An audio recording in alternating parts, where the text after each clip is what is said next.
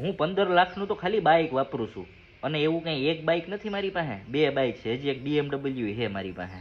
સમજ્યા? 6ની એવરેજ આવે, 7ની એવરેજ આવે છે. એક દી ગામમાં ચક્કર મારવા નીકળું ને 1200 થી 1500નું પેટ્રોલ પી જાય. જે આ કેમેરો વાપરું ને, કેમેરો આ 45,000નો કેમેરો છે.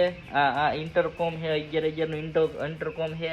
આ 8,000 10,000નું હેલ્મેટ છે. અંદર હજી તમે સેટઅપ ગણ લ્યો. હજી આ 50,000 આજુબાજુનો આખો કેમેરો છે. આ બીજો મોબાઈલ છે. આ જે રેકોર્ડ કરું એ આઈફોન 13 પ્રો 256 GB જે 1,25,000 કે 1,30,000નો જેદી તેદી લીધો તો. સમજ્યા? એટલે કહેવાનો મતલબ એમ છે, તમે હે ને વાતુમાં અને ટાઈમપાસ કરવામાં જ રહી ગયા. આ બધી વસ્તુ વસાવવા મારે ખાલી 4 વર્ષ થયા. તો હું કરી શકું. ભાડે રહેતો 1500 રૂપિયામાં રાજકોટમાં રાધે હોટલ પાસે.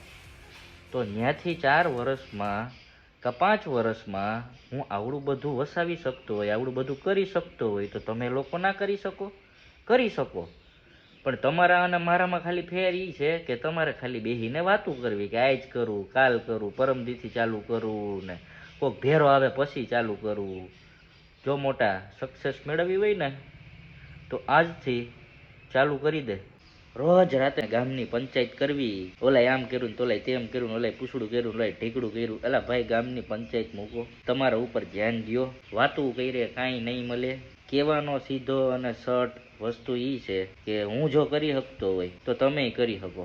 હું કંઈ ઢીલું લઈને નથી આવ્યો. મારામાં આવડત હતી નહીં. આવડત મેં ડેવલપ કરી છે 4-5 વર્ષમાં. અને આ બાઇક ને પૈસા ના ને તેને એ બતાવીને હું કંઈ શો ઓફ નથી કરતો.